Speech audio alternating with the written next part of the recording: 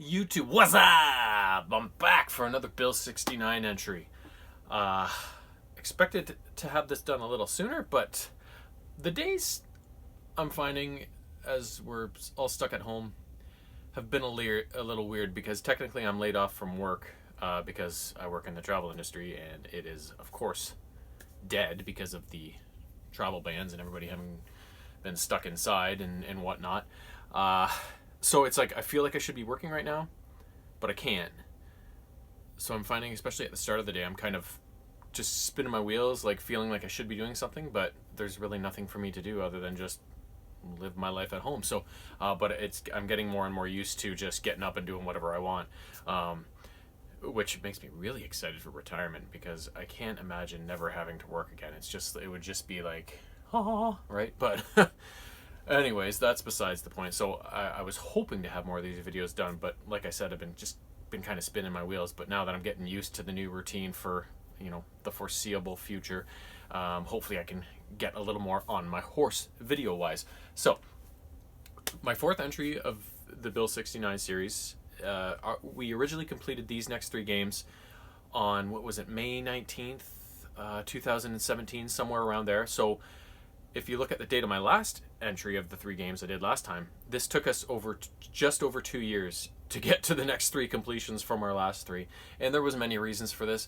Around that time, my buddy Civ that I play games with, him and his wife around that time bought a big old house that needed a lot of renovations and stuff like that, and then they also had their first child, so it was very hard to get any sort of regular routine going game wise like we do now that everything's kind of settled down and both of our lives are a little more manageable. So it took a long time, but it was worth the wait because we got three more excellent games. The first one kind of wraps up a series of games that I've been mentioning in previous posts, and it was released in 1993 for the Sega Genesis by Sega, and it is Golden Axe 3.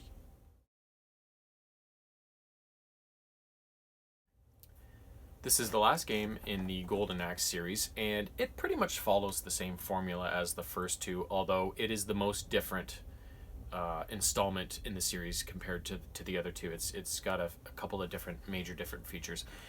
So the story is that a new villain on the scene named Damoud Hellstrike has come into possession of the Golden Axe, and he has taken it from the Axe's protector, one of your playable heroes from past games, the little dwarf guy, Gilius Thunderhead. He was charged with protecting the axe, and he fell to this Damoud Hellstrike guy who took the axe from him. And so now Gilius is more of your mentor through the game. You can't play with his character anymore.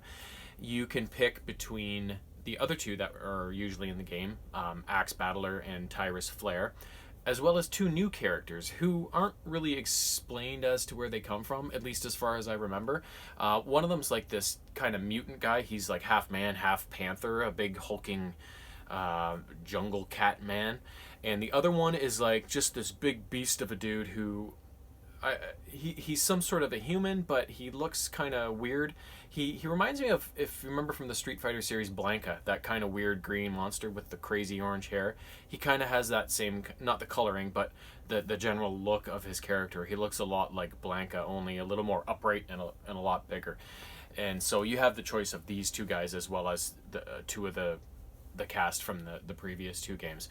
And then in this game you just battle through 7 stages to reach the end and face Damoud Hellstrike to get back the Golden Axe and release the land from the evil spell he's cast on it with the power of the axe and sending all these evil minions to cause panic and chaos and death.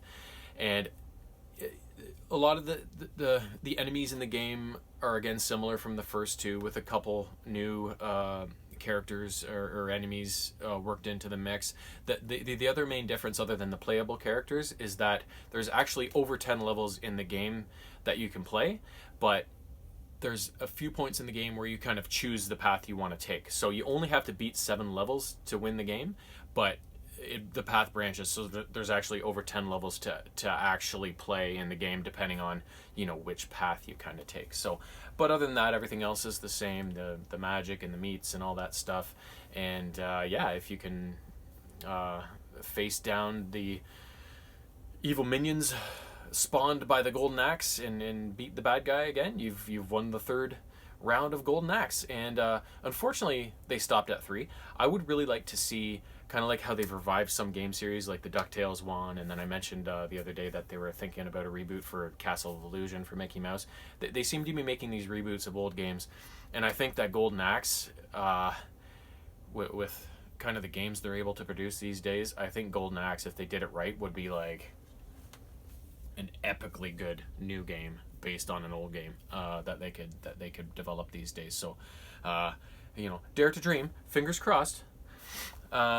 Next up was a title released for the NES in 1990, and this one's a bit funny because we kind of started with the second game in the series, but this is another series that is like, if I had to pick my favorite series of games of all time, like, you got the Golden Axe, you got the Mega Man, you got the Mario Brothers, you got the Disney series. I consider that, even though they're different franchises, I considered the Disney games kind of one kind of series, like with Rescue Rangers and DuckTales and Tailspin and Darkwing Duck and that sort of thing. This, and Double Dragon is another great series. This is another series that's right at the top of the heap. Mega Man is my favorite, but after that, it's kind of like there's all these series jockeying for position. And this one is right in there amongst them. In the game, as I said, released for the NES in 1990, is called Super C.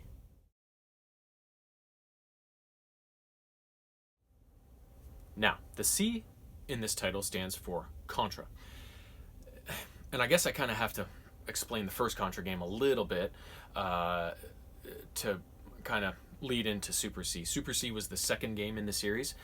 The original Contra game was on the NES as well, and in it you control two. You can play it one player, but it's, again, most fun with 2 players. And you control 2 soldiers from the Elite Contra unit, Lance Bean and Bill Reiser, and you are out to stop the Red Falcon organization from like global domination. And although they look like this kind of militaristic, normal type of terrorist outfit on the outside, they're actually controlled by aliens, evil, sadistic, make you crap your pants kind of aliens. So you had to go about and stop this group from taking over the world and enslaving everyone and killing the rest, or whatever evil alien organizations are setting out to do. So in this second game, it's basically the same story. Red Falcon is back. You, Bill and Lance are dropped by helicopter into the fray of the action, and then you must battle through 8 stages in order to reach the head alien honcho of Red Falcon and once again waste them and save the day. Now, in Contra, there are... You start off, you're dropped into like, in this game, like a military base installation sort of thing, and then as you fight your way through the levels, you go to a jungle, a mountainside, and then eventually the last few levels of the game all take place like kind of within the alien hive, and as you work your way towards the main alien boss. And the levels in this game, they've always done this. Most of them are side-scrolling kind of platformer sort of things, but every once in a while, every second or third level or whatever, it's like a top-down view, which me and Civ, like, we love top-down view games like that. Like Gauntlet is a classic one, but we love that sort of style of game. So it kind of gives you a different look every once in a while with a top-down view, and then as you have to make your way through these 8 levels, and the only kind of help you get along the way is pickups that kind of float by on the top of the screen in these little capsules, and if you shoot them down, you can get different weapon upgrades. So you have your regular gun that just fires regular bullets, and then you can get the machine gun, which just is rapid fire all the time. Spreader, which is our favorite, which releases a spray of bullets all over the screen. Fire, which is like a blowtorch sort of thing, or a flamethrower, and then laser, which is very powerful, but just fires one laser beam that has to like leave the screen before you can fire another one. So a lot of times these weapons are kind of situation or boss dependent, like what you would like. Most times spreader will do the trick throughout the entire level, and the boss too, but every once in a while you might need one of these other weapons to for a certain situation. And then other pickups you can get are like there's one that increases the rate of fire of any weapon that you have equipped. And then you got one that is like it's just like a big bomb, so it just, you grab it and then it wipes out every enemy on the screen, which is quite handy sometimes because the game can get very hairy. There's enemies everywhere, there's bullets flying everywhere, and it's one of those ones that just keeps you on your toes. And yeah, the enemies you face are mostly in the beginning like just regular military kind of guys, turrets and soldiers and stuff like that. But then as you get into the later levels, it's all these weird manner of alien creatures that you have to shoot and destroy and eventually face the biggest baddie of them all and win the game. So yeah, like I said, Contra is just one of those series that is so fun. You can pick it up and play it anytime, and it's not easy too. That was one misconception people had about Contra back in the day from when I remember talking to people about the game. It was like, it's really easy, and I was like, it's not. Like, I don't know if we ever beat the original Contra as kids, and I know we didn't beat Super C. It took me and Civ a great deal of effort to beat Super C this time around as 40-year-olds, right? So I think the first couple levels of it are pretty easy. You can walk through them most of the time, but as you get into the later stages of the game, it's quite difficult. So so beating any of the Contra games is no easy feat. So if you've never checked out any of the Contra games, I highly recommend it. It's one of those games that is 2-player and is like just so much fun with a buddy. Moving on to the last entry. This is a game that Simon apparently had when he was younger. I don't remember playing it at all, but he loved it. It was one of his favorite games. It was released for the Super Nintendo in 1991, I believe, and it is called Legend of the Mystical Ninja.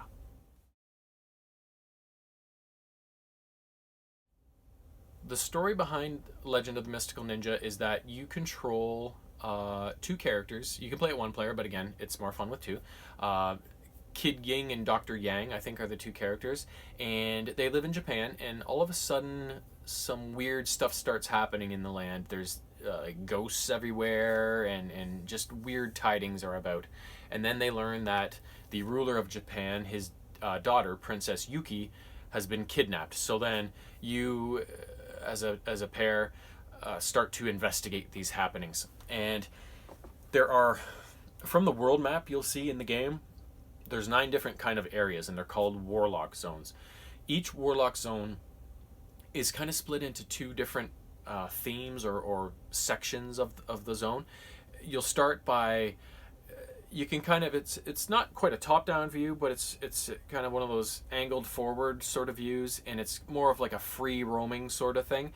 You can go about and explore the land, and as you talk to people and stuff, you get clues about where you're supposed to go within this area, and what you're supposed to accomplish and find and whatever. And also, as you make your way through this zone, there are all sorts of different shops and establishments that you can visit. As you defeat your enemies, which for the most part the regular enemies are just other people that are working for the bad guys, and you just have to take them out. When you defeat them, they'll usually drop 2 pickups. The most prevalent one are coins, and as you gain coins, you can then take them to these shops and other stores that and spend them on any multitude of things. You can play like these games of chance that will help you increase your money or decrease it if you lose. You can go to like food vendors to increase your health and stuff. You can buy like equipment that will upgrade your armor and your power and stuff like that. You can buy these books that offer you additional training, which make your moves better. And yeah, so there's any way you can spend your money. It all depends on what you kind of prioritize as your focus. It depends on the type of player you are, I think. So I'm always more of a increase my offense kind of guy. But I know that some people would rather have better armor sort of thing. So, you know, it all depends on your kind of point of view and what suits your playing style better. And then the other pickup you can get is they're more rare, and there's these little gray cats.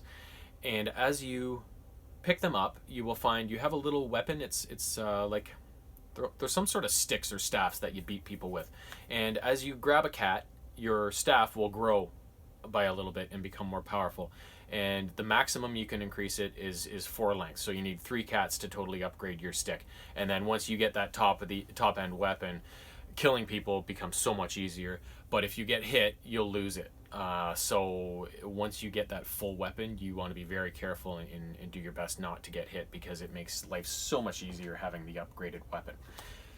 So on the back end of these Warlock zones, the second part of it is once you find out where you're supposed to go, it then becomes kind of like a side-scrolling platformer, and you make your way through it. There's much more enemies thrown your way. There's environmental pitfalls, like spikes, I think, you can fall on, or pits you can fall down, that sort of thing. And it's all as you make your way towards that zone's boss.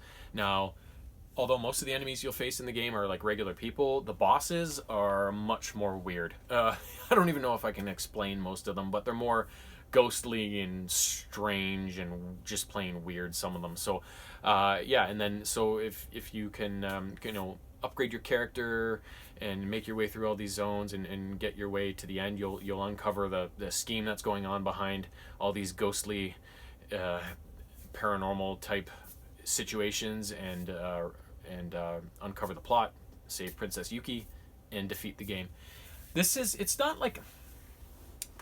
isn't a hard game, but it's maybe a time-intensive one, I would say. I would say anybody who considers themselves a competent gamer should beat this game, no problem. It's just a matter of time, because sometimes it can be hard or time-consuming to keep figure out where you're supposed to go in each Warlock zone and keep the map in your head, and have we been here, that sort of thing. Like, there's a lot of diddling around in the first part of a zone before you find where you're supposed to go and then take it to the boss, sort of thing. So it's a really unique kind of setup, with that kind of first level being kind of free range and so much to do in terms of managing your character and his abilities, and then the second level just being a regular kind of battle, platformer battle, and so it's a really neat format and a different type of game. So I don't know if Simon ever beat it when he was a kid, but it was definitely a satisfying